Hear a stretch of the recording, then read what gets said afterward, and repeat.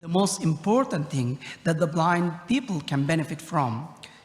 Let's agree from the very beginning that AI is not a goal in itself. It's just a mean that we can use to do many things for the blind.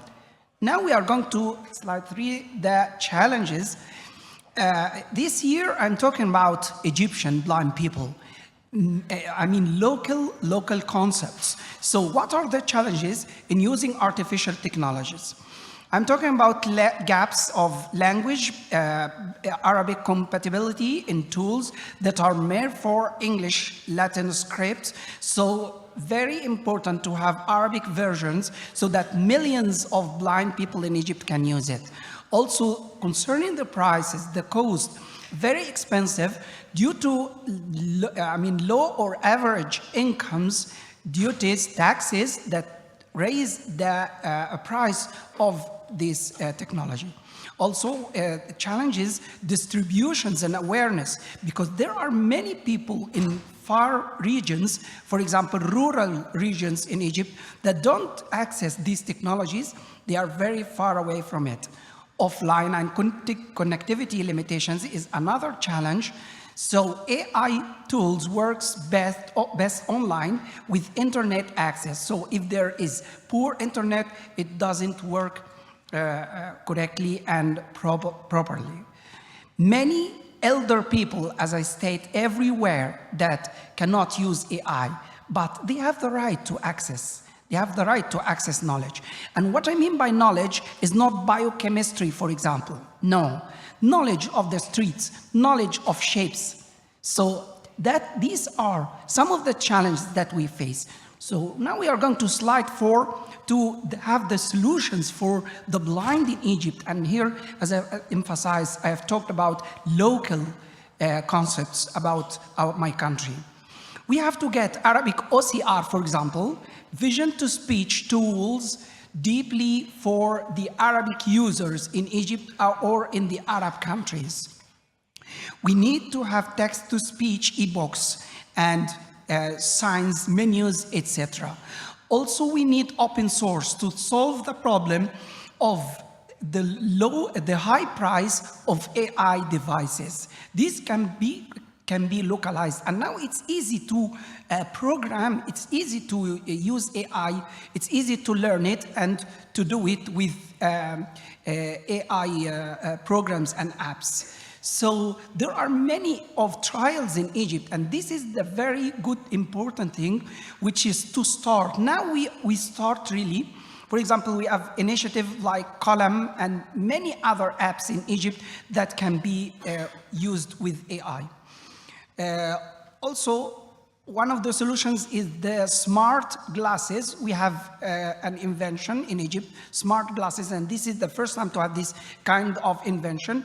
It's not our invention, of course, because smart glasses is known many years ago. It's called Noor, and it's a good start. We have also mobile apps, voice assistant in Arabic. It's global, but it supports Arabic, and that's the most important thing with AI, like InVision, Google Lookout, Be My Eyes, and so on. Local voice assistant is very important, and I emphasize here about local AI solutions, because global has, we need to make it simple for the local Arabic users and Egyptian blind users. As here in Poland, they have the Navigo, very, very important and very vital. So we need local AI solutions. Also, navigation and indoor mapping AI for assistant blind people to navigate in public buildings, in malls and universities. Use of the computer vision, GPS, tactile, sonic feedbacks. All of this is solutions for the blind, for AI, and for the challenges. So now we are going to slide 5 to see some of the abilities that we have. First of all, we have a Braille device, which is by the National Academy of Information Technology. Persons with disabilities, serves persons with disabilities that is an initiative by the government. And what I want to emphasize here is all of us should work to serve the blind people. Even I have the responsibility. I will tell you that when I was discussing my PhD and I was presenting many of the technologies for the blind, the professor stopped me and said to me, Zaki, what have you done? You have presenting things done by other people. So where is your responsibility? What have you done? From this day, I said to myself, I have to do many things for the blind to serve them as I've been served before, and I will show you in the next slides. Slide 6 now, we have a prototype of Egyptian smart glasses that I discussed it and talked about it. And we have slide 7, a girl is using these smart glasses. Now we are going to slide 8. We have academic research projects, camera based on navigation system developed in Sohag University. Sohag is a governorate in Upper Egypt. And when we talk about Upper Egypt, who gives this initiative, that's a miracle, because Upper Egypt was known to be non-educated. So now, really, I'm very proud to present this and to announce that we have Sohag University that can make a combination with a camera, with sensors, to help the blind people more to find and recognize objects, obstacles, and also they have a combination with Nur smart glasses that I indicated before. Now we are going to slide 9. We have institutional support of education, and this is very important. This is a solution for the high price, because if me, for example, as an individual, cannot obtain the AI device, I can go to the university, I can go to the special centers for this. And also the student at university, they need to benefit from AI. So, for example, we have the American University in Cairo, the AUC, which offers assistive technology support in its educational, like screen readers, of course, JAWS, braille note takers, and many AI solutions. Slide 10, we have wearable assistive devices available. Devices like, we have the OrCam, this is, all of us may know, the My Eye Pro, like Envision, as I've told, many global things, but this presentation I am emphasizing that it has to be localized. Although expensive, but they provide advanced real-time reading, facial recognition, and etc. In slide 11, we have here the picture of the Dean of the Arabic Literature, Taha Hussein. He was the Ministry of Education in Egypt, and this was in the middle of the last century. Let us go to slide 12, which is Bibliotheca Alexandrina, which is the Alexandria Library. We have the Taha Hussein Room for the blind, especially for the blind. It's named after Egypt's most blind intellectual in the last century. This library provides AI support tools like DAISY talking books, OCR software, and text-to-speech converts in Arabic, and this is the most important, which is in Arabic and also English. Blind users can scan printed materials and convert it, and they can have discussions, debates with the AI. They can search, they can have results, they can investigate, they can do many researches with this technology. Slide 13. We now accessibility to the museums. As I've said before, knowledge is not only with science, with physics, with no. When we go to the museum, as my fellows talk in the previous sessions, now we have, for example, solutions. Imitated monuments, slide 14, we have Braille access, accessibility to objects in museums. Yes, and now we are going to slide 15, which the professor, as I've told you, asked me, Zaki, what have you done? This is a book for developing tactile senses for the blind. I teach blind children. They tell me, teacher, how can we draw a boat? How can we draw a car? Do we draw the car with 4 wheels? Or how can we put it on the paper? So this book I have now, you have some of these graphics on the screen, and I have the book if anyone wants to know it. And many blind people, even me, don't know how the boat must be on the paper. Now we see on the screen a hopo. This book is divided into 5 sections. The section of means of transport, we have the road.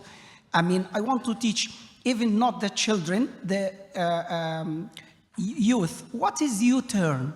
When you have a U-turn, what it is?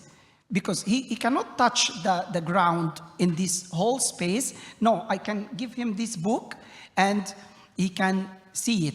What is a duck? How can we draw a duck? And that comes with, after drawing, he can use colors.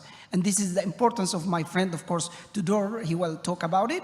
So he's from Romania, I am from Egypt. We think, separately, and we serve the blind. All of us, each of us has to give a drop and put it in the glass. Then the glass will fill, the blind will benefit. Now we are going to slide 16.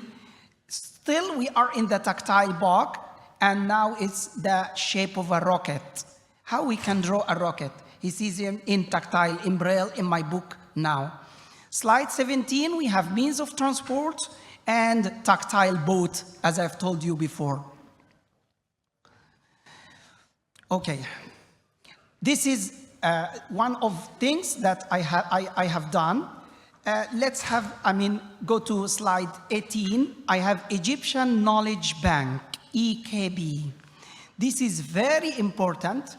Look, in the past, where I'm doing my master's degree and PhD, I have to get a guide to go with me to the library. He reads and we go back, and very, very not bad process, but exhausting process. Now we have the EKB. It doesn't deal, it's not done for the blind, it's done for everyone, but the EKB is one of the largest digital libraries in the Middle East. While, not exclusively designed for the blind, still the blind users can use it easily, and I use it with screen readers and AI tools like OCR, voice assistants. It's very nice and very useful for the blind researchers. Slide 19, we have the Mumkin program, and this is an initiative, good initiative for helping the blind people. In Egypt, the best thing is all of us need to help each other. There is an approach to help the blind people, whether individuals, associations, many people like to help. So this is one of the initiatives. Slide 20, I came again to what I have done. I have done a book reader device. This book reader device is for elderly people, for people who cannot use AI. But what can they do? We can put resources, and this device, 5 listeners can use it at one time. Slide 21, we have the qualifications of this book reader. For example, as I've said, 5 headsets with private lessons, and it can also read out aloud to all people. So we can use it in library. It can be connected to the internet, but still not using AI. We are developing so that next year, I hope that I can give it to you and say that now it becomes one of the AI tools. Okay, slide 22, also we are with my device book reader, which is provide different resources at a time.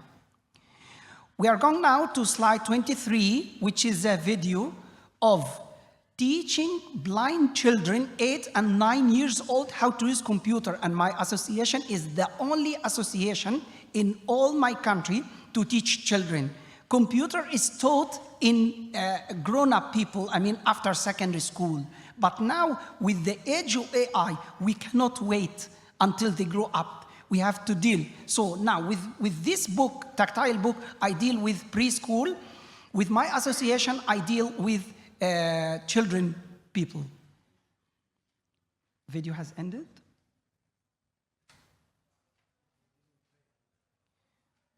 Okay, now I finish. I thank you very much. I'm sorry for being in a hurry because I have 15 minutes. I don't know how much I use, but anyway, I'm very happy to be here. Thank you very much. Appreciate. Ja tylko chciałbym dodać, bo Egipt mam w sercu ze względu na korzenie. Mój tata jest Egipcjaninem i po prostu jak słyszę takie inicjatywy, które przejawiają osoby z własnej woli, nieprzymuszone i udowadniają, że można, no to naprawdę łza się wokół kręci, bo tam jest zupełnie inaczej niż w tej części świata. W Europie teoretycznie wszyscy jesteśmy bardziej cywilizowani, dostęp do tej wiedzy i też do poruszania się jest zupełnie inny. Tam jest naprawdę to ciężkie, tam jest wielkim luksusem posiadanie zwykłego, nawet troszkę lepszego telefonu. Także jeszcze raz wielkie brawa za te inicjatywy, które są inspirujące dla wszystkich. Być może dla kolejnego naszego prelegenta również, chociaż on przedstawi sytuację, która wygląda w Gruzji równie ciekawie. Poproszę, tutaj przed Państwem wystąpi Stanisław Cybulski. Poproszę do mikrofonu. Pan Stanisław Cybulski opowie nam o innowacyjnej przestrzeni technologii wspomagających w Tbilisi, a konkretnie w Gruzińsko-Koreańskim Centrum Dostępności.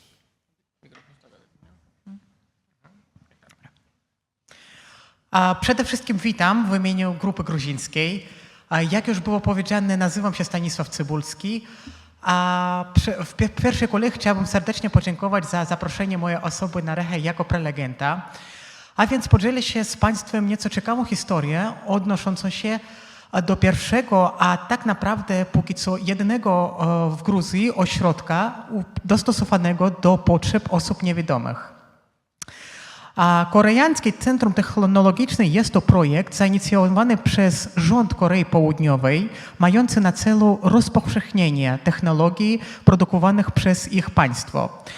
W tym celu Korea Południowa otwierała centrum w różnych krajach, czy to europejskich, czy azjatyckich, czy nawet w Australii.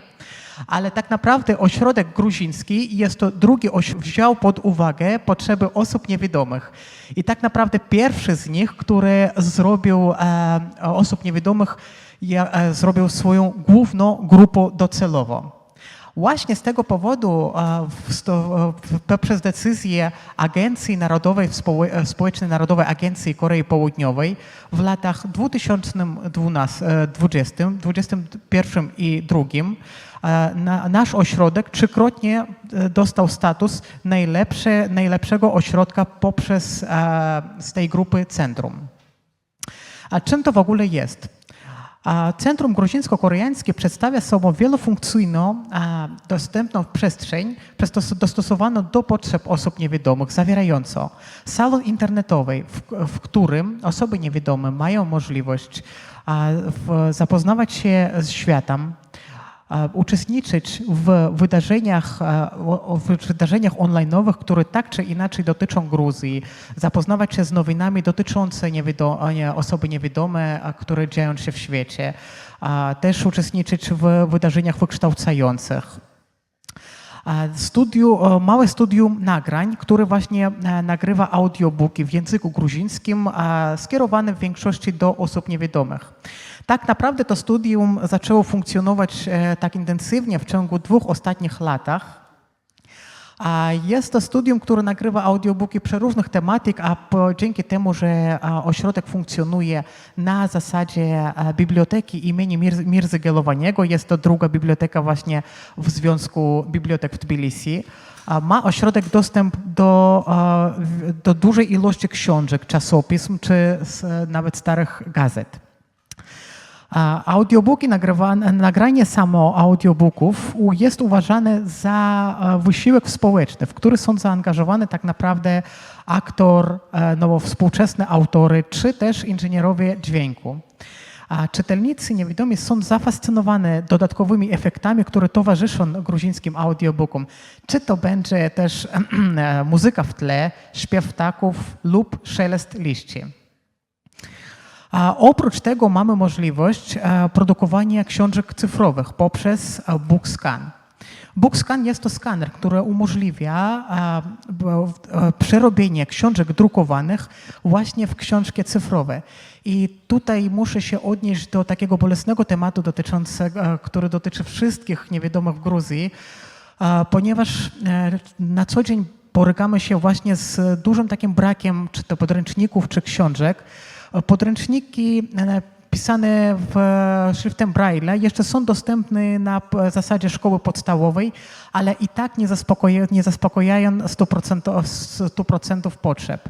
Natomiast już studenci, którzy mają studiować w uniwersytecie, faktycznie nie mają dostępu do gruzinojęzycznych podręczników. Muszą wynajmować osoby, czyli asystentów, które te podręczniki im czytają i zupełnie tylko kilka uczelni mają jaką bazę cyfrową. Więc BookScan właśnie pozwala faktycznie pokonać ten problem poprzez przerobienie książek, podręczników w wersje cyfrowe. Co prawda jeszcze na razie mamy też problemy ze zezwoleniem, z prawami autorskimi, ale tutaj najważniejsze jest to, że już jest precedent, czyli już jest sposób tego, jak ten problem może być pokonany, więc już dalsza praca jest po stronie jak niewidomych, tak i rządu Gruzji. A następna fajna możliwość jest to wysłuchanie książek drukowanych, ale bez ich przerobienia w wersję cyfrową. Temu służy urządzenie BookReader, czyli jest to po prostu taki czytnik, który przerabia w słuchowe komentarze książki, czy czasopisma, czy gazety. W większości sytuacji korzystają z tego właśnie osoby starsze, które na przykład nie bardzo znają się na komputerach i albo z jakiegoś powodu nie chcą wysłuchiwać książki poprzez Worda. Natomiast po prostu przez to urządzenie daje im możliwość zapoznawać się z literaturą naukową, też starym czasopismem, co jest bardzo ważne wśród naszej starszej części grupy docelowej. Więc taka możliwość również istnieje. A oprócz tego mamy urządzenia codziennego użytku. Oczywiście na zasadzie biblioteki nie da się ich użyć na potrzeby codzienne, ponieważ oczywiście biblioteka nie może pozwalać osobom niewidomym zabierać te urządzenia do domu. Natomiast z drugiej strony mają oni możliwość zapoznać się po prostu chociaż z tym, że takie urządzenia istnieją. A więc jedno z takich najbardziej wybitnych urządzeń jest to PenFriend, czyli urządzenie w kształcie małego długopisu, do którego są dodawane etykiety, które pozwala zidentyfikować rzeczy, na których te etykiety są naklejone. Ale w Centrum Gruzińsko-Koreańskie znaleziono jeszcze dodatkowa funkcja tego, jak może być wykorzystane to urządzenie. A wiadomo, że demokratyczne wybory w Gruzji to jest temat niejednoznaczny, ale tutaj interesuje nas przede wszystkim możliwość udziału w nich osób niewidomych, co dotychczas było bardzo utrudnione. Co prawda pojawiły się tak zwane ramki brajlowskie, ale nadal nie stwarzały one idealne warunki do tego, żeby osoba niewidoma dyskretnie miała możliwość właśnie oddać głos tej partii, której sobie życzy. Więc PenFriend, czyli raczej na podstawie PenFriendu, zostało stworzone urządzenie dostępne wybory głosowe. Czyli zakładając słuchawki, osoba może poprzez właśnie podobne urządzenie w kształcie długopisu znaleźć biuletyn odpowiadający temu kandydatowi, na którym mu zależy oddać głos i w ten sposób zaznaczyć tego kandydata. Niestety na razie przez państwo ten system nie był wdrożony już w użycie publiczne, ponieważ jest to związane z potrzebą wykupienia dużej ilości tych urządzeń, co zwłaszcza wymaga wysokiej ilości finansów. Ale mimo tego, jak już wspominałam, jeżeli metoda istnieje, czyli jeżeli jest forma, to już jest możliwość po prostu nadal pracować nad jej rozpropagowywaniem i zachęceniem czy to państwa, czy to urzędów do tego, żeby metoda weszła w wykorzystanie. A oprócz takich urządzeń, do których mamy dostęp, biblioteka też ma znaczenie wykształcające. Czyli mamy taką salę konferencyjną, w której odbywają się od czasu do czasu różne szkolenia, spotkania z wybitnymi osobami, pisarzami, naukowcami, gośćmi z zagranicy. Właśnie naszym ostatnim projektem jest przygotowanie szkoleń z nawyków komputerowych dla osób niewidomych. To jest jeszcze jeden problem, ponieważ niewidomi uczniowie w szkole nie bardzo mają możliwość zapoznawania się z różnymi sposobami wykorzystania komputera, mimo tego, że lekcje komputera istnieją, ale bardzo często po szkole, wchodząc do uniwersytetu, niewidomi studenci po prostu nie znają nawet takich podstawowych nawyków wykorzystania komputera. Więc w tym celu poprzez gruzińsko-koreańskie centrum w ramach dofinansowania otrzymanego od rządu Korei Południowej były przygotowane szkolenia dla grupy osób niewidomych, w ramach którego zapoznają się beneficjenci z tym, jakie oprogramowania są dostępne dla niewidomych, na przykład chociażby z takimi bazowymi nawykami, czy jak użyć Worda czy Google Doc, czy po prostu coś takiego, co będzie przydatne na co dzień, a do czego niestety z różnych powodów nie mają dostęp. Więc podsumowując, jeszcze raz podkreślam, że na dzień dzisiejszy jest to faktycznie jedyny taki ośrodek, do którego osoba niewidoma w każdej chwili może przyjść, poprosić o instrukcję, bo też w ośrodku pracują instruktorzy, które uczą osób niewidomych korzystania z tego sprzętu. Też raz w kilka miesięcy są prowadzone prezentacje, w ramach których prelegenci opowiadają o każdym z tych urządzeń. Po prezentacji osoby niewidome mają możliwość podejść i spróbować wykorzystać te urządzenia w praktyce. A więc jest to bardzo ważna nowina, która tak naprawdę po prostu wspiera budowanie bardziej dostępnej przyszłości w Gruzji.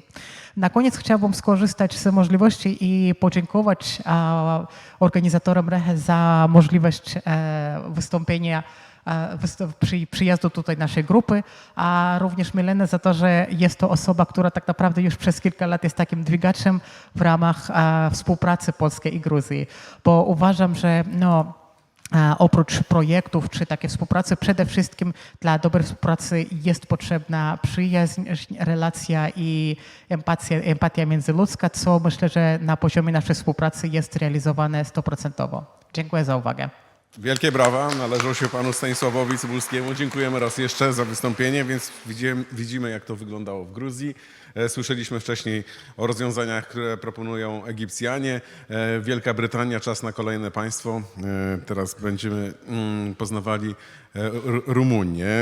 Pana Tudora Scripora poproszę tutaj do mikrofonu, który jest pomysłodawcą i twórcą takiego bardzo niezwykłego alfabetu. Wielkie brawa. Zachęcam. Więc jak Rumunia podchodzi do kwestii osób niewidomych i niedowidzących, to jedno z pytań do pana. Good afternoon, ladies and gentlemen. It's a privilege to be here at the REHA for the Blind Conference in Poland. My name is Tudor Scripor, and I'm art educator and the inventor of the Scripor alphabet, a tactile system that makes color accessible to the blind and visually impaired. Deep connected with the blind community in my country, today I will speak about the situation of blind people in Romania, our achievements in recent years, the challenges that remain, and the vision we share for the future. The story is both national and deeply personal because it shows how art, technology, and human determination can change lives. Slide number 2, please. I was born and raised in Romania, a world where people who are blind were often left at the margins. As an art teacher, I quickly realized how difficult it was to share something as universal as colors with those who cannot see.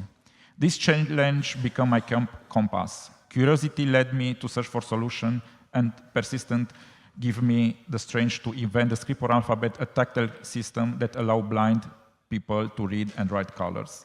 Over time, I discovered that my work could go far beyond the classroom. My voice, my teaching, and my invention could impact the lives of thousands.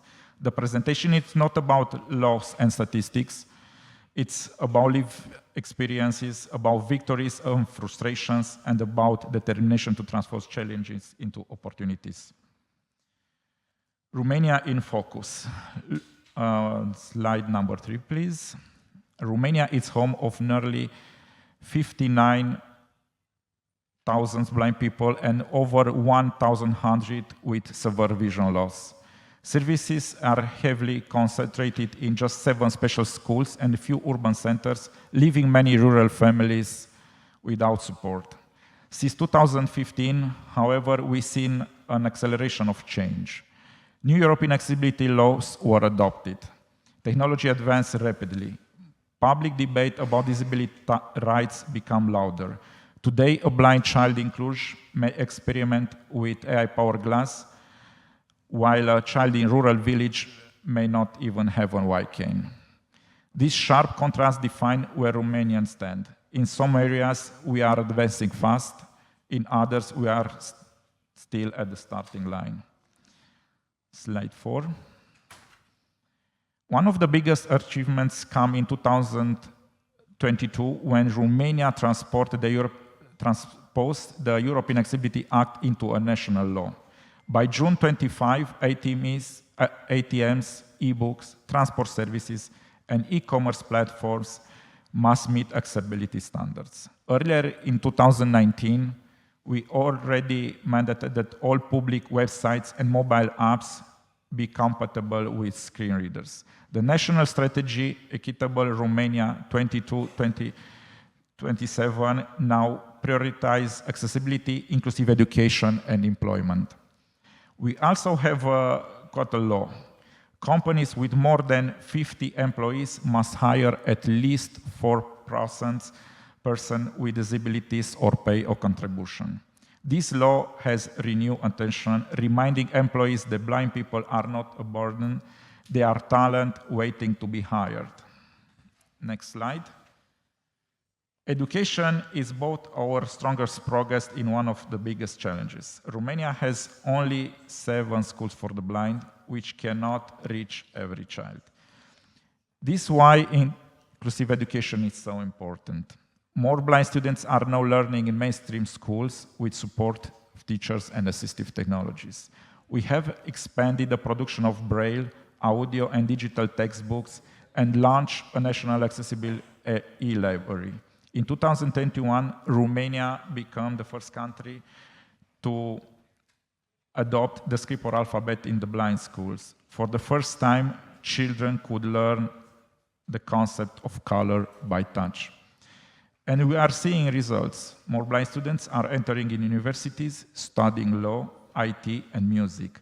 They are not only succeeding academically, but also inspiring society to raise its expectations. Next slide. Technology has become the great equalizer. Smartphones with built-in screen readers are now the most used assistive tools in Romania. They allow blind people to navigate cities, manage their finances, and study independently. Romania is also a country of innovation. For example, Aura Assistive Technology developed AuraPad, a smart Braille and Scripor learning device that connects people across distances. Local developers created OCR's app in Romanian, transport apps with voice guidance, tactile maps, and indoor navigation pilots. In 2024, tactile ballot templates allowed blind people to vote independently for the first time. These advances show that technology is not a luxury, it's freedom.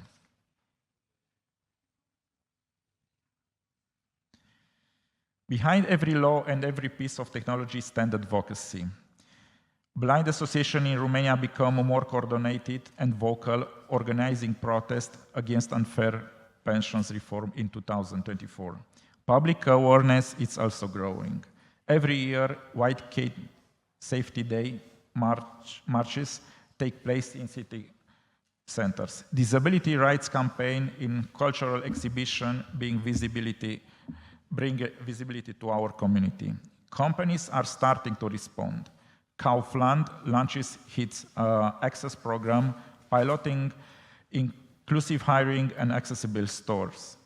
Media narratives are changing. Blind people are now featured as lawyers, artists, entrepreneurs, not objects of pity, but example of ability and achievements.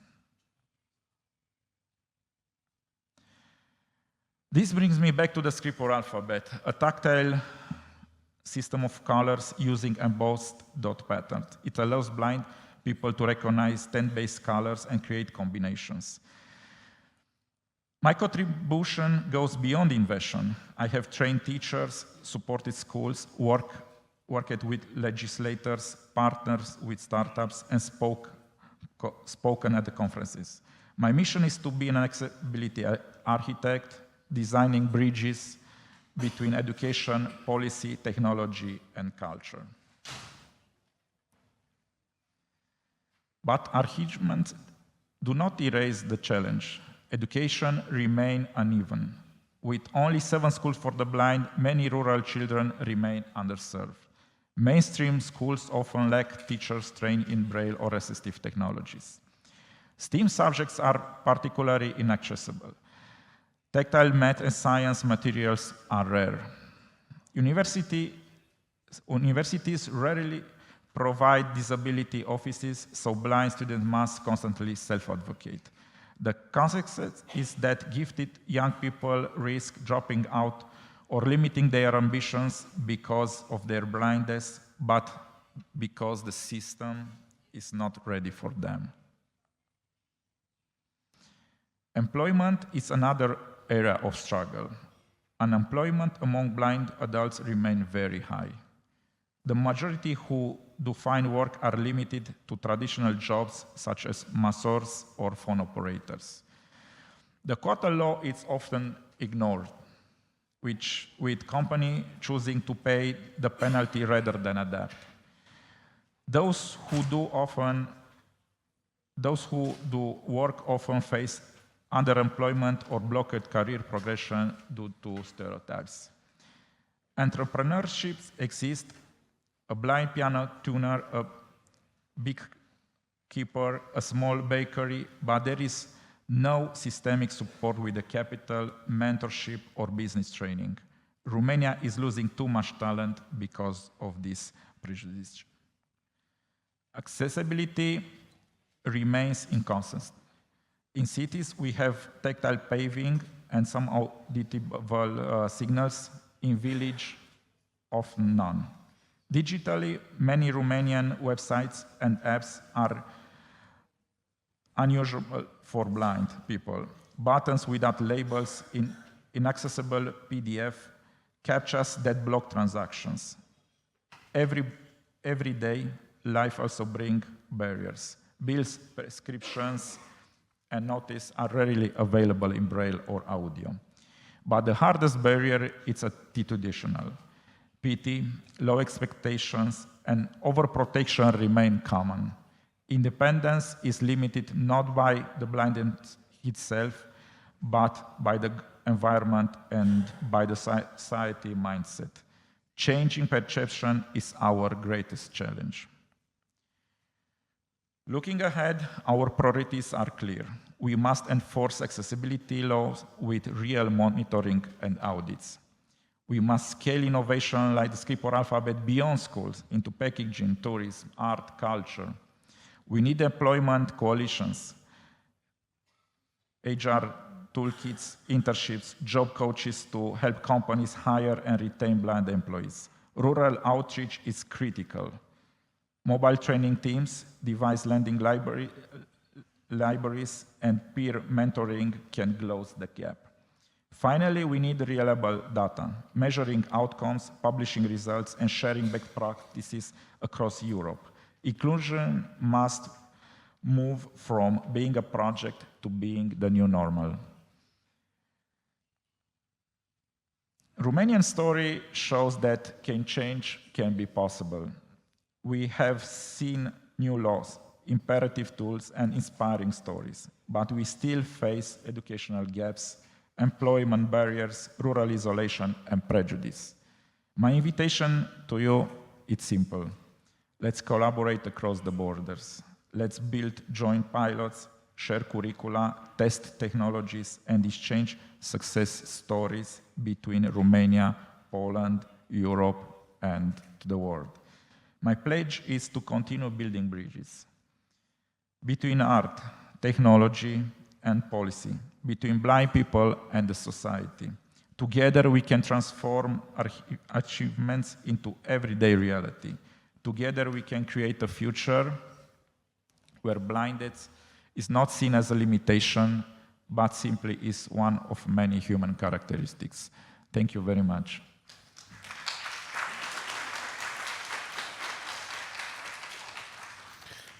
Bardzo dziękujemy panu Tudorowi. Kolejny prelegent, który wspomniał o roli nowoczesnych technologii w ułatwianiu życia osobom niepełnosprawnym, tutaj głównie osobom niewidzącym, a także niedowidzącym, ale czas się zastanowić może, jak te nowoczesne technologie są w stanie pomóc zniwelować skutki właśnie niepełnosprawności wzroku, więc dlatego poproszę tutaj na scenę, poproszę do mikrofonu kolejnego naszego prelegenta pana Macieja Motykę, który wystąpi w imieniu firmy Vispero. Wielkie brawa na zachętę. Dzień dobry. Dzień dobry, witam. Witam Państwa serdecznie. Z obiektywnych przyczyn nasi przyjaciele Jim Pors z Holandii nie mogli przyjechać do nas, natomiast poproszono mnie o to, żebym ich reprezentował i powiedział kilka słów w imieniu właśnie firmy Vispero. Firmę Vispero Państwo być może znacie, a wydaje mi się z dużą taką dozą pewności, że jest to firma, którą Państwo doskonale możecie znać. Mój przedmówca z gruzińsko-koreańskiego centrum przedstawiał na swojej prezentacji właśnie zdjęcia, które przedstawiały stanowiska dostępne, dostosowane do potrzeb osób z dysfunkcjami wzroku. Mogliście niektórzy z Państwa dostrzec na tych zdjęciach powiększalniki elektroniczne, monitory brajlowskie, które w dużej mierze rzeczywiście są dziełem firmy Vispero. Firma Vispero dziś to fuzja największych w zasadzie firm na świecie, które specjalizują się w nowoczesnych technologiach. W Polsce bardzo popularna firma to firma Freedom Scientific, również firma Optelek, która jest pionierem w produkcji powiększalników elektronicznych. Kilka lat temu dokonała się fuzja i dziś można powiedzieć, że wszystkie takie fachowe ręce poszły na jeden pokład i nadal tworzone są rozwiązania na najwyższym możliwym poziomie. I bez względu na to, czy ktoś jest ulubieńcem produktów tej firmy, czy też nie, na pewno możemy stwierdzić jedno, że są to produkty o bardzo wysokim poziomie, ale również są to produkty, które są tworzone właśnie z myślą o użytkowniku, czyli są produktami tworzonymi z myślą i z taką ideą projektowania uniwersalnego. Pierwszym produktem, o którym chciałbym powiedzieć i być może będę chciał mówić o nowościach, które pojawiają się i które wychodzą właśnie z rąk Vispero, to urządzenia brajlowskie. Trwa dyskusja nie tylko w Polsce, ale w ogóle w Europie na temat przyszłości alfabetu Braille'a, na temat tego, ile osób niewidomych wykorzystuje pismo punktowe na co dzień i czy ten Braille jest potrzebny, czy też nie. My stoimy na stanowisku, że jesteśmy wielkimi orędownikami oczywiście Braille'a i będziemy bronić tego stanowiska, że znajomość alfabetu Braille'a jest bardzo potrzebna, jest niezbędna do prawidłowego procesu rehabilitacji osób niewidomych, ale coraz częściej też mówimy o tym aspekcie społecznym, w wykorzystywaniu Braille'a. Mój niewidomy przyjaciel powiedział mi kilka miesięcy temu, że dla niego jest to niezwykle ważne, dlatego że on będąc osobą niewidomą, poprzez znajomość Braille'a jest w stanie na przykład czytać bajki czy czytać książki swoim widzącym dzieciom, co jest niezwykle, można powiedzieć, wzruszające, nie tylko ważne, ale również wzruszające. Firma Vispero oczywiście zauważa tego typu problemy natomiast nadal produkuje i będzie produkowała produkty, które będą generowały Braille'a powtarzalnego, czyli monitory braille'owskie, dzięki którym jesteśmy w stanie przyspieszyć pewne procesy nauki czy procesy pracy, jaką wykonujemy. Flagowym produktem Vispero jest oczywiście Focus, który dzisiaj występuje w 3 konfiguracjach. Jest to monitor 14-znakowy, 40-znakowy oraz 80-znakowy.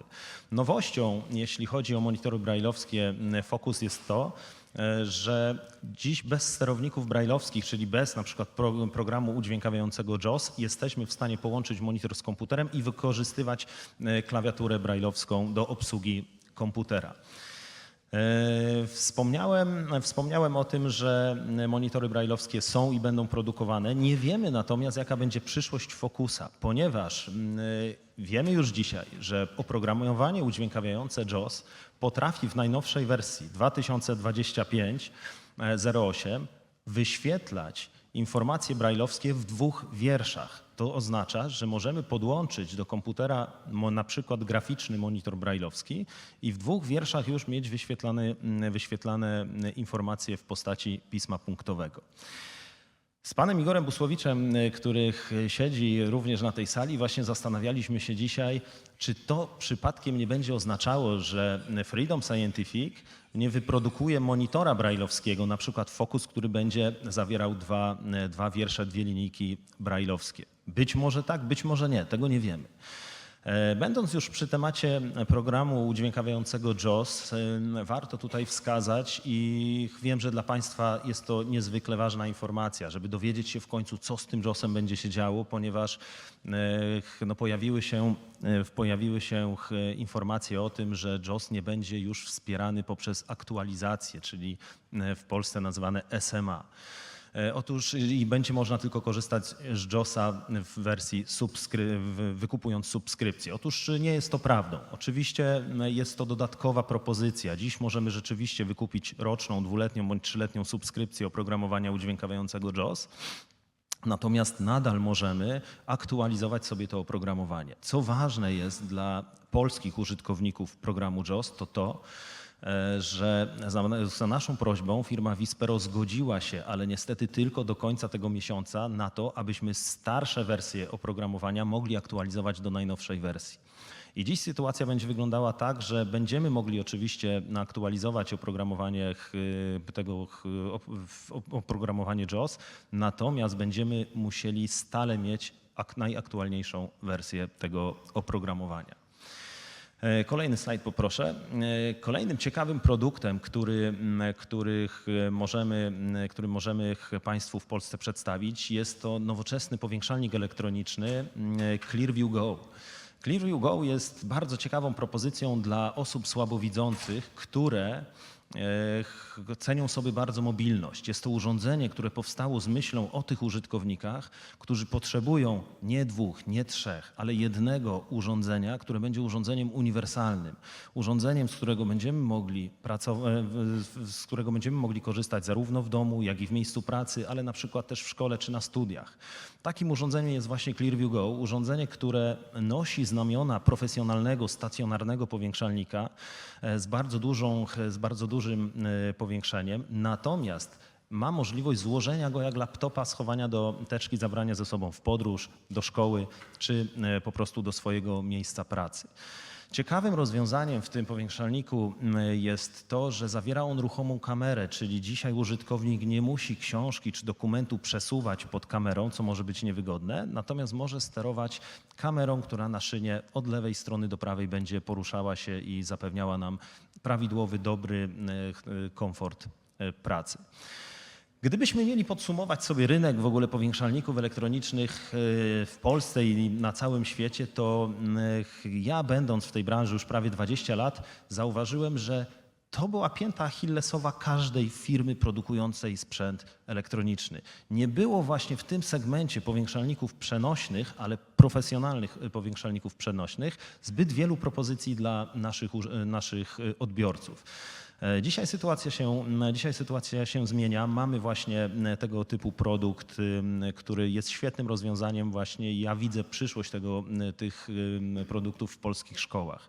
Oczywiście żyjemy w czasach, kiedy promowana jest edukacja włączająca. Coraz więcej dzieci i młodzieży z niepełnosprawnościami trafia do szkół ogólnodostępnych, które niestety w dalszym ciągu nie zawsze są odpowiednio wyposażone w specjalistyczny sprzęt, dzięki któremu, pamiętajmy o tym, nauczyciele nie będący specjalistami w różnych wąskich dziedzinach, jak tyfloinformatyka,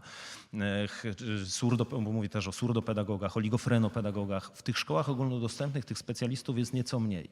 Dlatego tam powinniśmy docelowo kierować właśnie wysokie technologie, które są proste w użytkowaniu i dają uczniom możliwość pozyskiwania wiedzy na wysokim poziomie.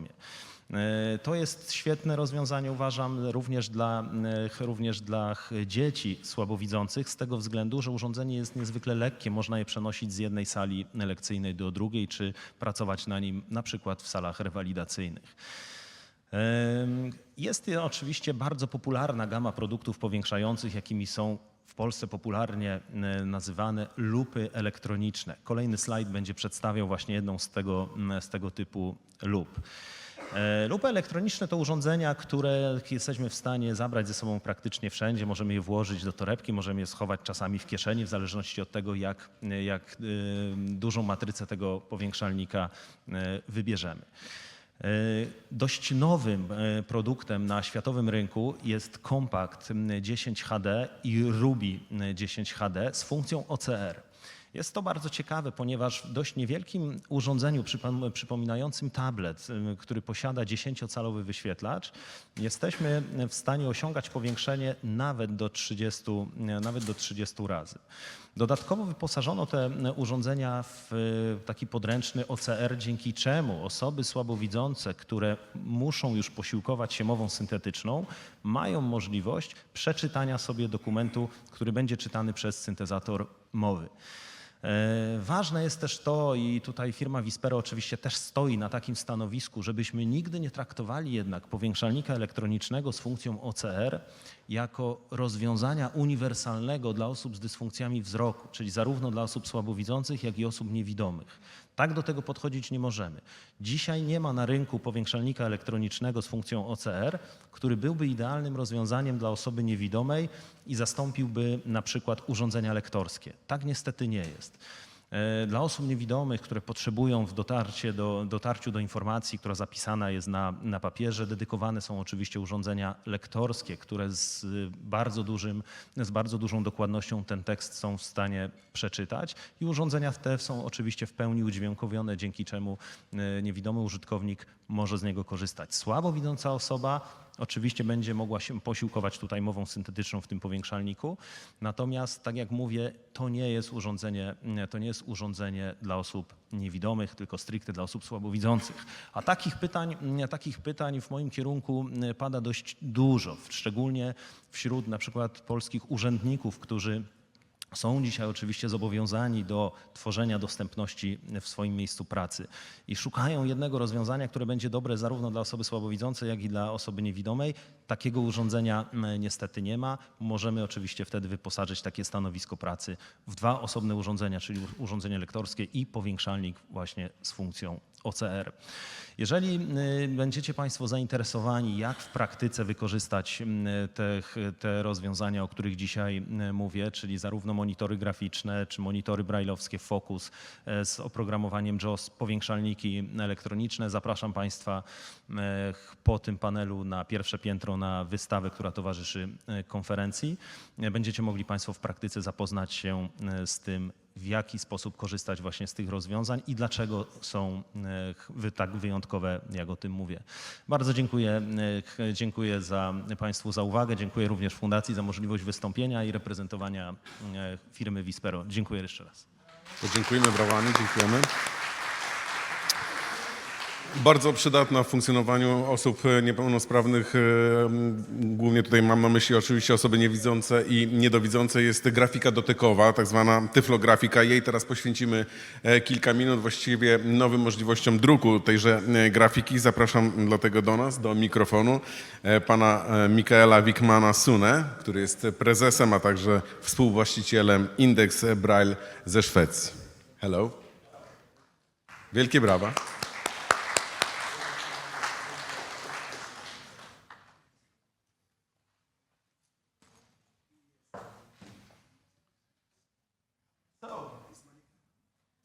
Hello, everyone. My name is Mikael Vikman Sunna. I am the CEO of Index Braille in Sweden.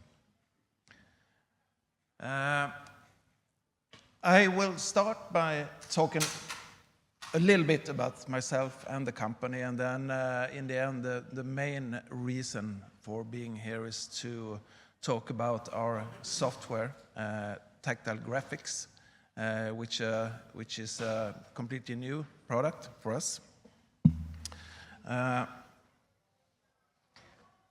For you who doesn't know anything about Index Braille, our company has been around for more than 40 years now. We started, I think it's 44 years now, in the northern part of Sweden. No, thank you. So we're based in the northern part of Sweden, close to the Arctic Circle. All production is made in our factory in Sweden, and we also take great pride in producing the components for all our embossers close by. Most of the key components comes from the northern part of Sweden, close to our factory, which is something that we take great pride in. On the picture you can see the 4 different models that we currently have.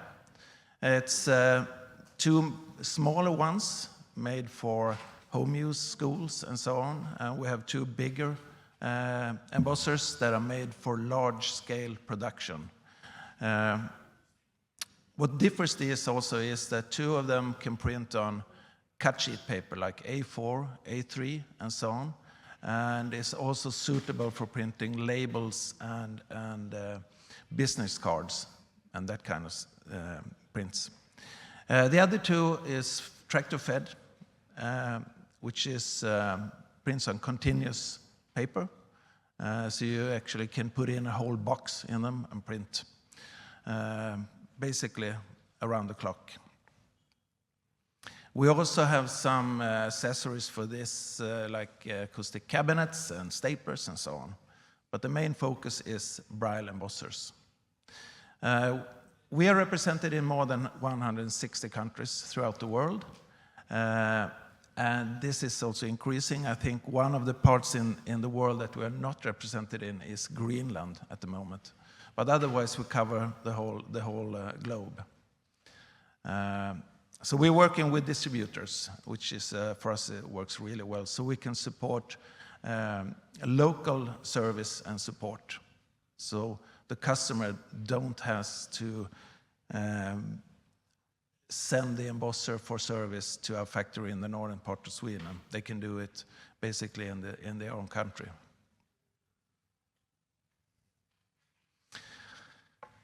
We have been the world market leader for many, many years, and our products are they're equipped with high technological improvements all the time. We're working really hard with developing and increasing the stability of products. They are made for be used around the clock. We have a really tight group of people working with this, has been with us for many, many years, who knows not only the workplace and the products, but also the market, the Braille market, and the needs for Braille on paper. And we also are striving for making an impact. We're also working tightly with political organizations to sell our message that Braille printing should be made easy. before it has been quite hard to produce Braille, and especially tactile graphics Braille, which I will talk more about. But we have a system which means that if you buy an index embosser, it's all included. So you don't have to buy any additional software for printing Braille text-wise or even the graphic side of it. And we also, as I told you before, we're working close with local companies in Sweden to provide the best components possible for our products. So, tactile graphics made easy. Throughout the years,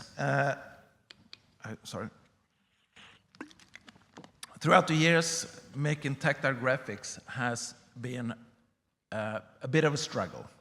It has been time-consuming, and it's been really not that efficient. I was talking to some people in Brazil who were making graphics, and they spend about 2 to 3 hours per picture in order to complete them. With this software that we got, we can produce a picture in 1 second, or just a press of a button. And that is a great improvement. It's also, the software is also free of charge for all index users. So if you have an index embosser, you just go to our website and download it for free. And then it's ready for being used. So basically, this is easy to use and free of charge. You can import images into tactile graphics. You can also edit, you can add text, and you can emboss directly to your index embosser. You can also add circles, squares, diagrams, freehand drawing, or to improve your tactile graphics. You can edit your tactile graphic images in a really simple way. And you can also add text labels to your graphics. And these will be translated directly using the built-in LibLouis translator for Braille.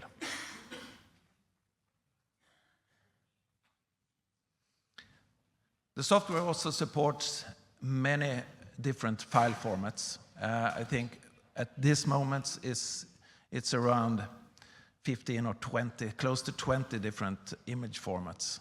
And this is also increasing. So you have multiple options when importing images. We also support up to, I think at this day, more than 20 languages, also in Polish. So what you basically do is you download the software, you open it, and you decide what you want to do. You can easily import pictures directly with your camera on your computer or your mobile phone, or you can open pictures that's stored on your hard drive. With this, I can show you the next picture. When you've imported the picture, then you're really free to do all the editing. You can set the resolution as you want it, depending on the picture.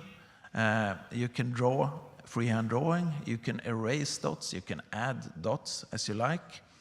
You can move around the picture, scale it, and also then add text blocks which can be moved around in the picture. This will be translated.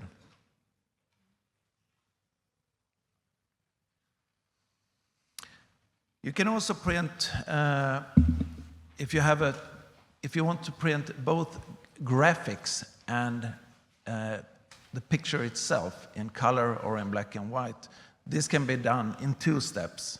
Currently, we can't do this at the same time. So what you do is you have your project file, you print it on your regular printer in color or in black and white, and you take that piece of paper and put it in your Braille embosser, and that will print the Braille on top of your picture. So actually what you do is you get both in color and in Braille.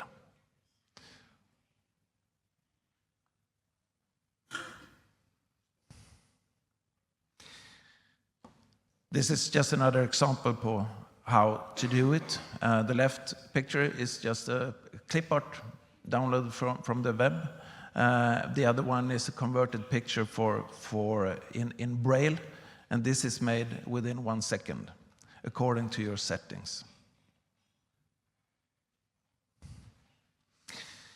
This is basically what I wanted to talk about, and I suggest that you take the opportunity to visit our booth in the exhibition on the top floor, where we can show you all about how to make tactile graphics in an easy way.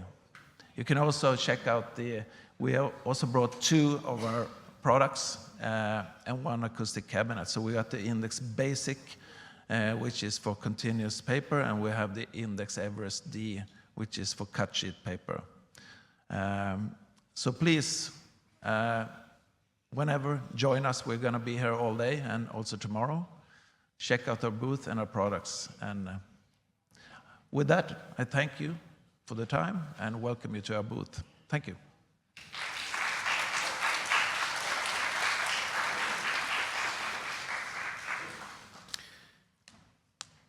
Bardzo dziękujemy.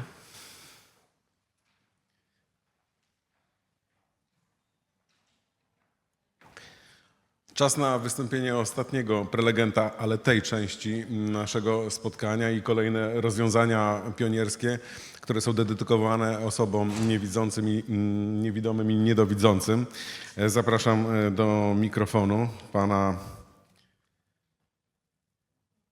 który przyjechał do nas z Belgii, Karela Jana Boela z firmy Sensotec.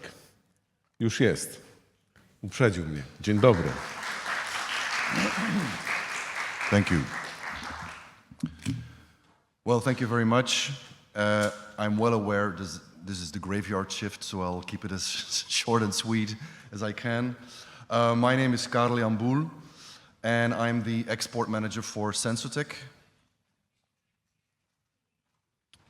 There we go.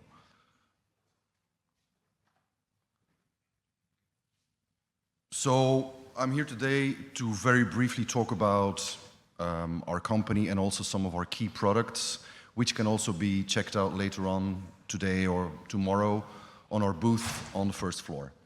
So Sensotec was founded in '86, and it was founded by the chief engineer of the School for the Visually Impaired and the Blind in Bruges in Belgium.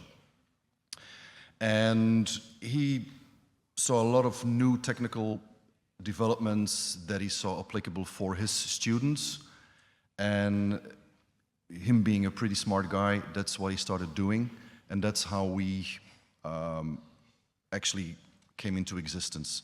So that is important to know because we've always focused on, let's call it the end user, and make relevant products for those people, and it's always been in our philosophy to do that. And since a couple of years, Sensotec has become part of the All Kind group, which is a group of companies with one and the same goal, and that is to create opportunities for people with extra care needs, whether it is devices, software. For example, one of our sister companies is called Lexima, and they make software for students with dyslexia issues or dyscalculia issues. So that is pretty much at the core of our existence.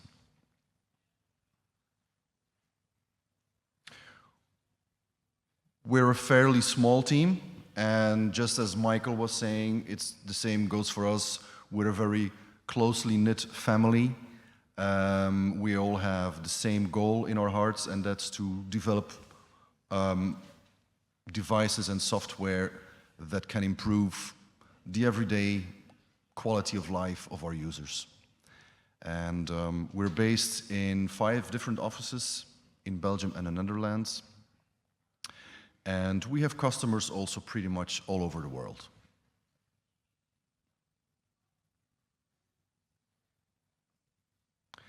And I'll give you a quick overview of some of our key products. Like I said, you're more than welcome to come and check them out upstairs. There's the Board Buddy. We also have the GoBox Plus, the Daisy Box, and the Sensor Reader. And we'll go a bit more into detail now. The Board Buddy is one of our latest inventions. And we developed this product because we noticed that in schools where you have a visually impaired student, very often when they work with a smart board, which is more and more the case in schools, the image that is captured by most camera systems is not very good. The quality is not very good, and the student loses time in fine-tuning it, and it's a lot of hassle. And with this device, it will always create its own Wi-Fi and send a perfect, crisp image to either an iPad or a fixed screen. And in doing so, what we actually create is better inclusion for the visually impaired student. And we already had some students this morning on our booth, and it's always nice to see that it is indeed a relevant product. So that's our Board Buddy. The GoBox Plus is a very, I wouldn't say simple device because there's a lot of technology inside, but it magnifies subtitles or reads them out loud, one or the other. So for visually impaired or blind people who still want to watch their favorite series on Netflix, they can still do so.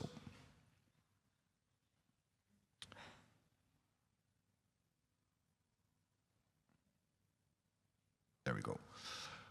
Our Daisy Box, it's an audiobook reader. As such, that technology exists, but we work with streaming. So no more CDs. And this opens up a lot more opportunities. It's far more flexible. It's also far more eco-friendly because there's no more CDs that need to be sent around and then destroyed. So for the users, it opens up quite a lot more opportunities. Am I going too fast? No. Also, Sensor Reader is a bit more abstract. It's we develop a lot of software and apps for libraries, so they can provide all of their books in the Daisy format. And remember what I just said about the Daisy box. This, of course, connects with that Daisy box, but we also have an app which you can put in your smartphone. And we've developed this for a lot of libraries all over the world. You can see it there, Norway, Australia, the Netherlands, Finland, you name it. So we have a lot of users worldwide. And we are also, our company is also a consulting partner in the Daisy Consortium.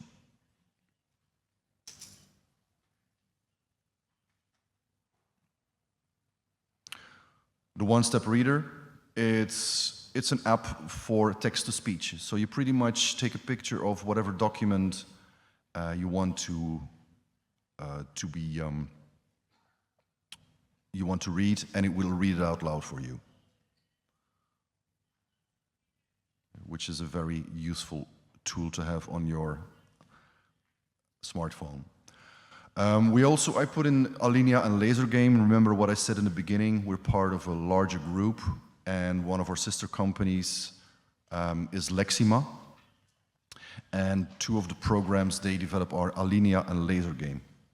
And they are assistive software for people with reading disabilities or who have issues with calculus.